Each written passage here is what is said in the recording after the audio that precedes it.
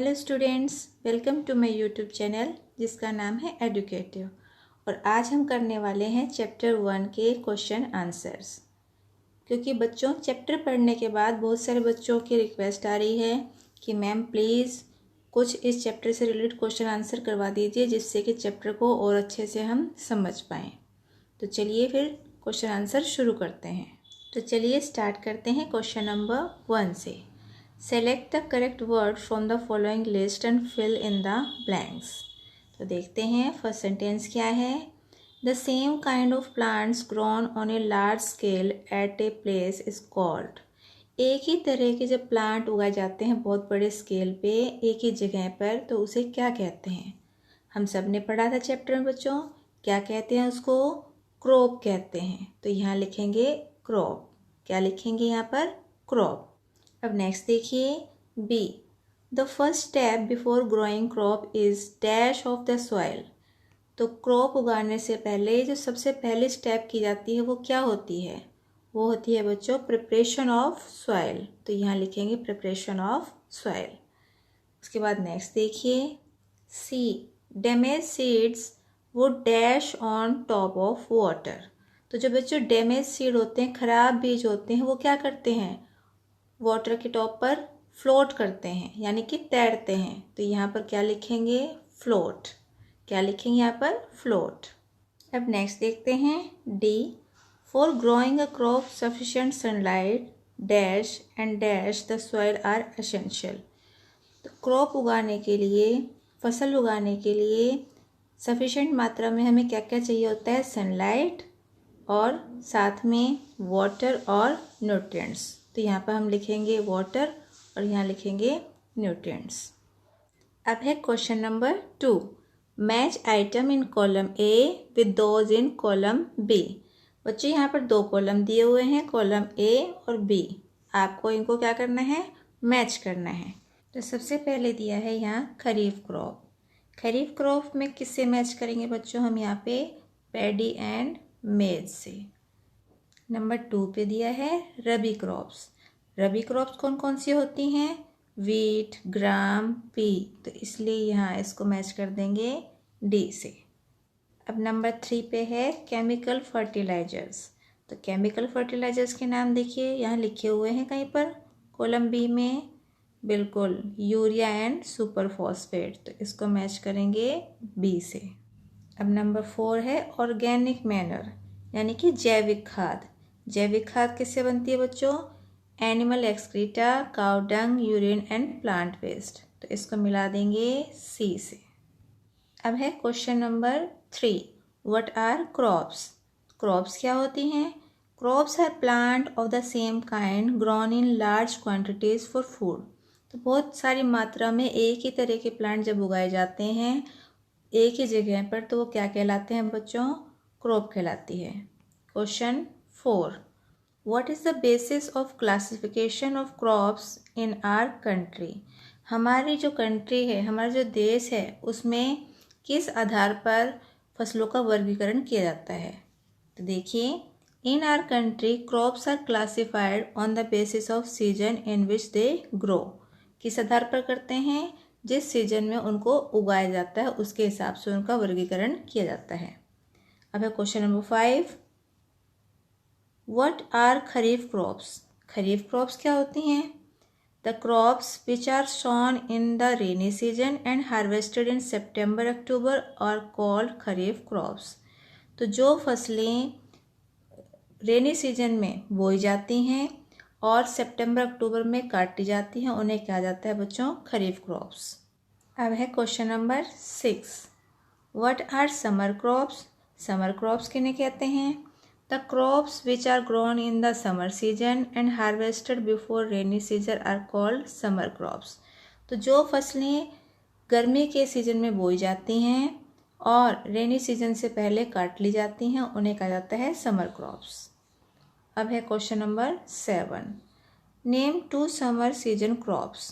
तो जो गर्मियों के मौसम की 2 फसलें हैं उनके नाम लिखने आपको, कौन कौन सी, moong and musk melon are summer season crops. Question 8। What are rabi crops. Rabi crops क्या होती हैं, The crops which are grown in winter season and harvested in March April are called rabi crops.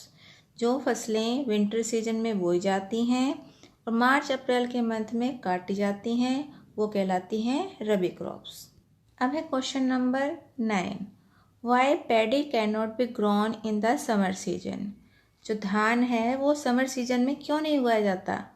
Paddy requires a lot of water, so it can only be grown during rainy season. जो धान की फसल होती है उसको बहुत ज़्यादा मात्रा में पानी की ज़रूरत होती है, इसलिए इसको सिर्फ रेनी सीजन में ही उगाया जाता है। Question number 10, what is mean bye agriculture practices. तो एग्रीकल्चर प्रैक्टिसेस से आप क्या समझते हैं? The activities undertaken by farmers over a period of time for cultivation of crops are known as agricultural practices. तो जो भी फसल उगाने के दौरान जो पद्धतियाँ काम में लाई जाती हैं किसान के द्वारा वो सभी क्या कहलाती हैं? Agriculture practices.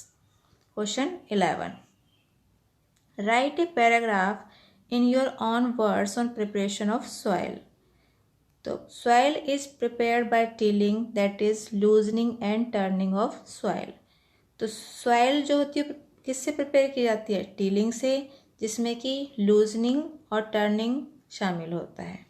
Question number 12, name the tool use for tilling of soil. तो सॉइल की टिलिंग करने के लिए कौन से टूल को यूज़ किया जाता है? A plough is use for tilling of soil. हल को यूज़ करते हैं टिलिंग करने के लिए। Question 13, what are crumbs. Crumbs क्या होते हैं? अ प्लॉड फील्ड में we have big pieces of soil called crumbs.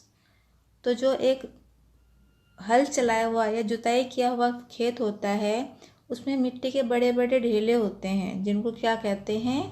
Crumbs कहा जाता है। Question 14, how are crumbs broken. The crumbs are broken with the help of plank. जो crumbs होते हैं उनको किसकी हेल्प से तोड़ते हैं? प्लांक की हेल्प से। Question 15, why should loose soil be levelled. जो लूज सॉइल होती है उसको लेवल में क्यों किया जाता है? Loose soil be levelled for sowing and irrigation. तो किस लिए किया जाता है? बीज बोने के लिए और सिंचाई करने के लिए। अब है next question, question 16, how is levelling of soil done. Soil की लेवलिंग कैसे की जाती है? Levelling of soil is done with the help of a leveller. एक लेवलर की हेल्प से सॉइल की लेवलिंग की जाती है। Question 17, how is ploughing done this days. जो हल चलाने की प्रक्रिया है वो आजकल कैसे की जाती है? Nowadays ploughing is done by tractor having a multi prolong plough.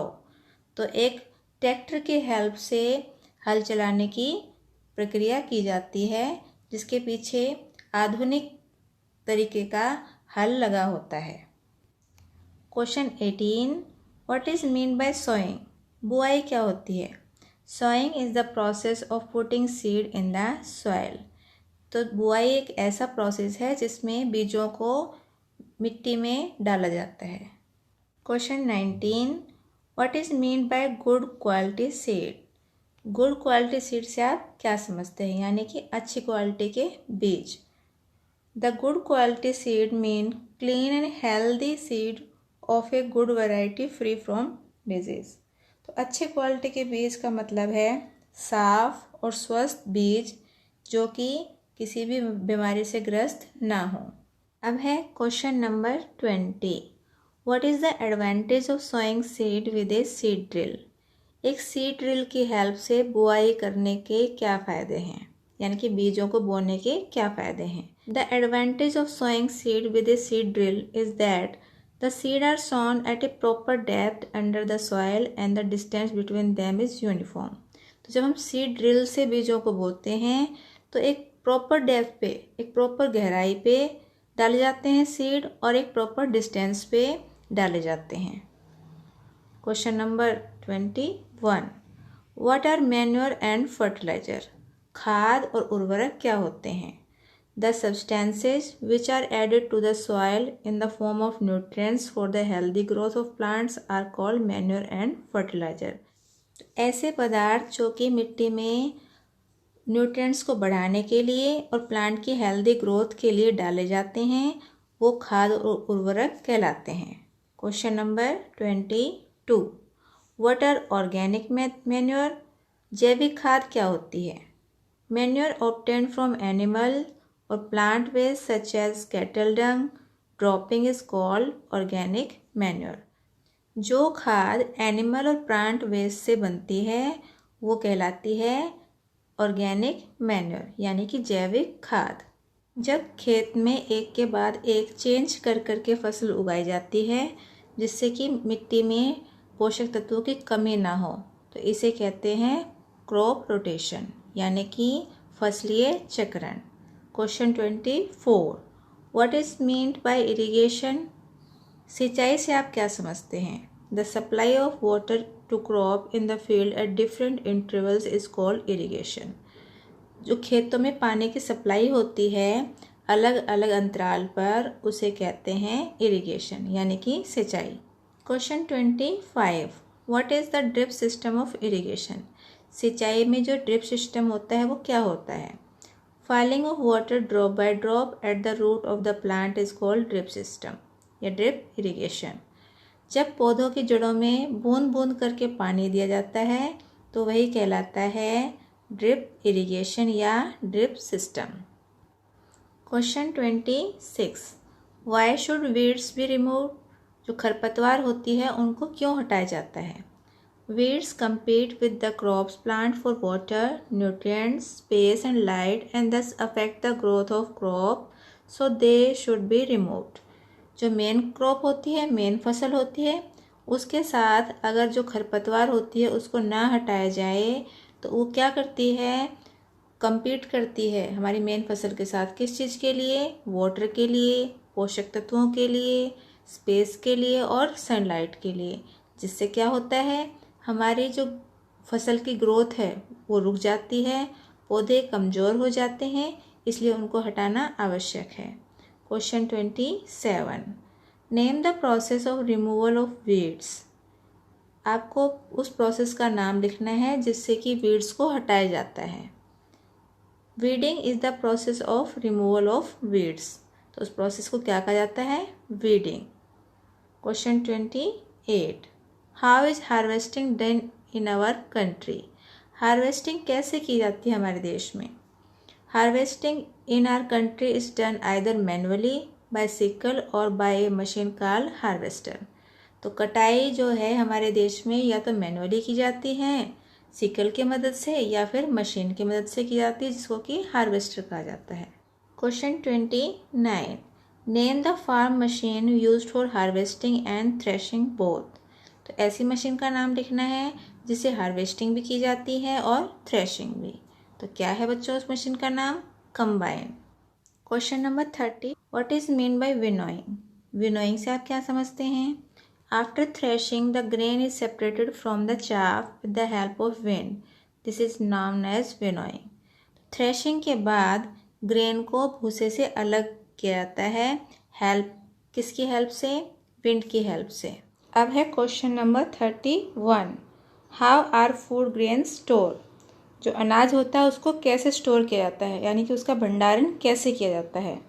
Food grains are dried in the sun to remove the excess moisture and then stored. Food grain को सनलाइट में सबसे पहले सुखा लिया जाता है ताकि उसका एक्स्ट्रा जो नमी है वो ख़त्म हो जाए और उसके बाद उसको स्टोर किया जाता है। Why should grains B dried before storage? जो ग्रेन्स होते हैं, अनाज होता है, उसको स्टोरेज से पहले यानी कि भंडारण से पहले सुखाया क्यों जाता है? Grains should be dried before storage to remove the excess moisture in them so that microbes are not able to attack the grains. तो जो ग्रेन होता है, अनाज होता है, उसको स्टोर करने से पहले इसलिए सुखाते हैं ताकि उसकी जो एक्स्ट्रा नमी है वो चली जाए और उससे क्या होगा कि जो छोटे सूक्ष्म जीवी होंगे वो उस पर अटैक नहीं कर पाएंगे। What is mean by animal husbandry? पशुपालन से आप क्या समझते हैं? The study of the care of animal is known as animal husbandry. जो स्टडी होती है एनिमल्स की केयर की उसको कहा जाता है animal husbandry. Question number 34, name some animals from whom milk can be obtain. तो ऐसे कुछ पशुओं के नाम लिखने हैं जिससे कि मिल्क मिलता है। Milk can be obtain from cow, buffalo, she goat and she camel. तो किस किस से मिलता है बच्चों? काउ से, बफेलो से, शी गोट से और शी कैमल से। Question 35, how is fish useful for us? मछली हमारे लिए कैसे यूजफुल है? Fish is highly nutritious and easily digestible food. Code liver oil from fish is also a rich source of vitamin D. तो जो मछली होती है, फिश होती है, बहुत ही ज़्यादा पोषक तत्व उसमें पाए जाते हैं और जल्दी से वो डाइजेस्ट भी हो जाती है। और जो कोड लिवर ऑयल होता है उसका, वो भी विटामिन डी में काफ़ी रिच सोर्स है विटामिन डी का। अब है question number 36, name some animals which are reared for their meat. तो कुछ ऐसे एनिमल के नाम लिखने हैं जिनको कि मीट के लिए पाला जाता है। कौन कौन से हैं बच्चों? sheep, goat, pigs, chicken and fish are reared for their meat. Question 37. Why is honey so useful? जो शहद होता है वो इतना यूज़फुल क्यों होता है? Honey is an antiseptic and its enzyme help in digestion. जो हनी होता है वो एक एंटीसेप्टिक होता है और उसमें जो एंजाइम्स होते हैं वो डाइजेशन में हेल्प करते हैं, पाचन में हेल्प करते हैं। It is also use for making several Ayurvedic medicine. और इसके साथ साथ ही कुछ आयुर्वेदिक दवाइयाँ बनाने में भी इसका यूज किया जाता है, इसलिए ये बहुत ज़्यादा यूज़फुल है। तो बच्चों ये तो थी कुछ वेरी शॉर्ट क्वेश्चन आंसर। अब कर लेते हैं कुछ short questions. Question number 1, if wheat is sown in kharif season what would happen? Discuss. अगर गेहूं को खरीफ सीजन में बोया जाएगा तो क्या होगा? The farmer will not get a good crop because wheat should be sown in winter season. जो फार्मर है उसको अच्छी फसल नहीं मिलेगी क्योंकि वीट को सर्दी के मौसम में ही बोया जाता है। Question number 2, explain how soil gets affected by the continuous plantation of crop in a field. तो आपको क्या एक्सप्लेन करना है यहाँ पे? अगर हम लगातार प्लांटेशन करते रहेंगे, फसलें उगाते रहेंगे फील्ड में, तो क्या होगा? सॉइल के ऊपर क्या फ़र्क पड़ेगा? When the crop are planted continuously in a field, the soil become deficient in nutrients. तो सॉइल में क्या होगा बच्चों? पोषक तत्वों की कमी हो जाएगी। Question 3, What are weeds? How can we control them?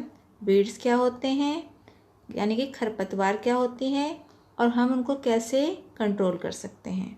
Answer देखिए, weeds are unwanted plant in the field. जो weeds होते हैं वो अनवांटेड यानी कि अवांछित पौधे होते हैं खेतों में।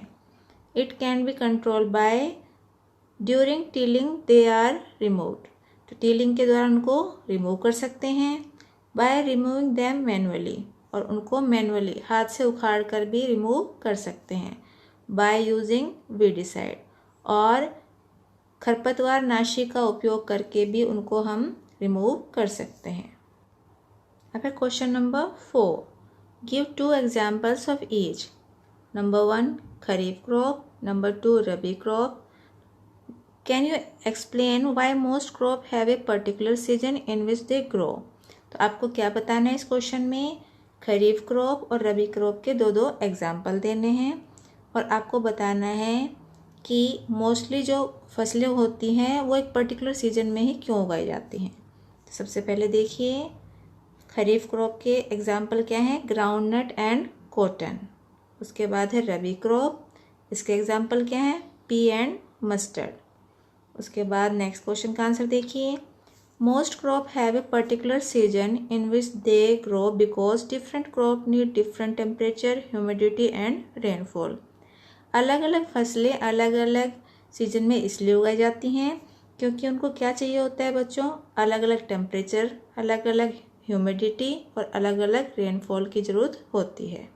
सभी तरह की फसलों को अलग अलग तापमान चाहिए, अलग अलग आर्द्रता चाहिए और अलग अलग बारिश की मात्रा चाहिए होती है। अब है question number 5, what is a seed drill. Seed drill क्या होता है? तो बच्चों हमने पढ़ा था चैप्टर में कि सीड ड्रिल बीजों की बुआई के काम आता है और वो कैसा बना होता है, कीप के आकार का होता है। A seed drill is use for sowing seed. It has funnel shaped opening leading to long tube attached to a plough. Seed are put into the funnel. As the plow makes furrow in the soil, the seed are deposited in the soil by the drill. और उस funnel के अंदर हम क्या डालते हैं, seed, और फिर वो धीरे धीरे धीरे धीरे मिट्टी के अंदर बो दिए जाते हैं उससे। Question number 6, give 2 reason why seed should be sown at correct distance. तो आपको 2 ऐसे कारण बताने हैं कि क्यों जो बीज हैं वो करेक्ट डिस्टेंस पे बोने चाहिए। Seeds should be sown at a correct distance. The reason are: if the seeds are too close, they will not get enough water, sunlight and nutrients. अगर हम बीजों को बहुत पास पास उगा देंगे तो उन्हें प्रॉपर पानी, सनलाइट और न्यूट्रिएंट्स नहीं मिल पाएंगे। If the seeds are too far apart, there is wastage of field space. और अगर हम दूर दूर उगाएंगे बीजों को तो इससे क्या होगा, स्पेस की, जगह की वेस्टेज होगी। अब है question number 7, give 2 methods by which threshing can be done. तो आपको 2 मेथड बताने हैं जिससे कि थ्रेशिंग की जाती है। Threshing can be done manually by making oxen और buffaloes trample over the cut crop और by a machine called thresher. तो थ्रेशिंग मैनुअली भी की जाती है और थ्रेशर की हेल्प से भी की जाती है। Question number 8, A farmer grow moong during the rainy season. Will he get a good crop? तो अगर एक किसान रेनी सीजन में मूंग को ग्रो करता है, उगाता है, तो क्या उसको एक अच्छी फसल प्राप्त होगी? The farmer will not get a good crop of moong because moong should be grown during summer season.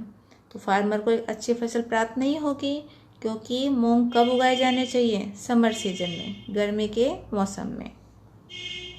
Question number 9, why does loosening of soil allow root to breathe easily. जब हम मिट्टी की लूजनिंग करते हैं तो वो उसकी breathing में कैसे सहायक होती है। When soil loosen the root can breathe easily because there is more air present in the soil. जब हम लूजनिंग करते हैं तो उससे क्या होता है, मिट्टी में ज़्यादा से ज़्यादा क्या होती है, एयर प्रेजेंट होती है, जिससे कि जड़ें आसानी से ब्रीथ कर पाती हैं। अब है question number 10, a farmer never leaves his field follow, will he gate a good crop. एक किसान अपने खेत को खाली नहीं छोड़ता, क्या उसको अच्छी फसल प्राप्त होगी?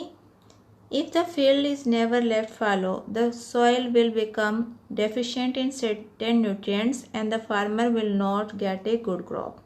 अगर किसान खेत को खाली नहीं छोड़ेगा तो क्या होगा, मिट्टी में न्यूट्रिएंट्स की, पोषक तत्वों की कमी हो जाएगी और किसान को अच्छी फसल प्राप्त नहीं होगी। Question number 11, what are fertilizers. Fertilizers क्या होते हैं? Name 2 important fertilizers. Fertilizers are chemical substances which are rich in a particular nutrients. तो फर्टिलाइजर यानी कि उर्वरक क्या होते हैं बच्चों? रासायनिक पदार्थ होते हैं जो कि किसी पर्टिकुलर पोषक तत्व में बहुत ही रिच होते हैं। Urea and ammonium sulphate are 2 fertilizer. और 2 उर्वरकों के नाम कौन कौन से हैं? यूरिया और अमोनियम सल्फेट। अब है question number 12, give 2 disadvantage of using fertilizers excessively. अगर ज़्यादा मात्रा में उर्वरकों का उपयोग किया जाएगा तो उसकी क्या हानियाँ होंगी? तो देखिए कौन कौन सी हानियाँ होंगी। सॉइल फर्टिलिटी इज रिड्यूस, तो जो मिट्टी की उर्वरा शक्ति है वो कम हो जाएगी। It become a source of water pollution, और इसके साथ साथ इससे क्या होगा, वाटर पोल्यूशन का कारण भी ये बनेगा। Question number 13, what is the advantage of using manure. खाद को उपयोग करने के क्या लाभ है? Manure improve soil texture as well as its water retaining capacity. जब खाद का उपयोग किया जाता है तो वो मिट्टी के टेक्सचर को भी इम्प्रूव करता है और जो पानी को सोखने की कैपेसिटी होती है मिट्टी, उसको भी वो इम्प्रूव करता है। Question number 14, why should watering be increase during summer. गर्मियों के दौरान ज़्यादा मात्रा में पानी की ज़रूरत क्यों होती है या क्यों देना चाहिए?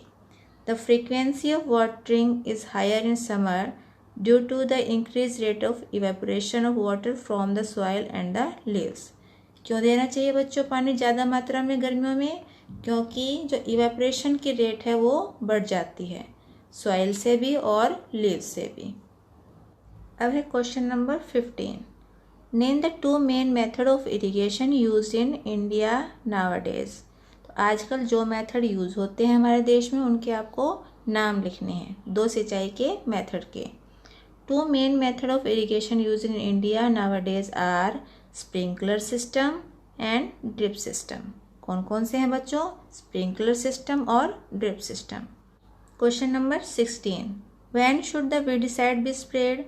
जो वीडिसाइड होते हैं खरपतवार नाशी होते हैं, उनको कब स्प्रे करना चाहिए?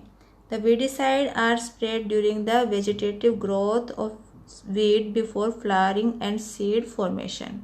तो जब वीड्स की ग्रोथ होती है और सीड में फ्लावरिंग और सीड फॉर्मेशन से पहले उनको यूज किया जाना चाहिए। Question number 17। How are grain store in homes. जो ग्रेन होता है, अनाज होता है, उनको घरों में कैसे स्टोर किया जाता है? At home grains are stored by putting dried neem leaves. तो अनाज को हम कैसे स्टोर करते हैं घर में, कैसे उसका भंडारण करते हैं? उसमें सूखी नीम की पत्तियां डालकर। आज की वीडियो में बस इतना ही, लेकिन अगर आपको वीडियो पसंद आई है तो वीडियो को लाइक और शेयर करना बिल्कुल ना भूलें। और अगर आप चैनल पर नए हैं तो चैनल को सब्सक्राइब कीजिए और बेल आइकन को प्रेस ज़रूर कीजिए, जिससे कि मेरी आने वाली सभी वीडियोस आप तक पहुंच सकें और आप उनको देख सकें। और लास्ट में बस यही कहूँगी, घर पर रहिए मगर पढ़ते ज़रूर रहिए। Thank you for watching my video.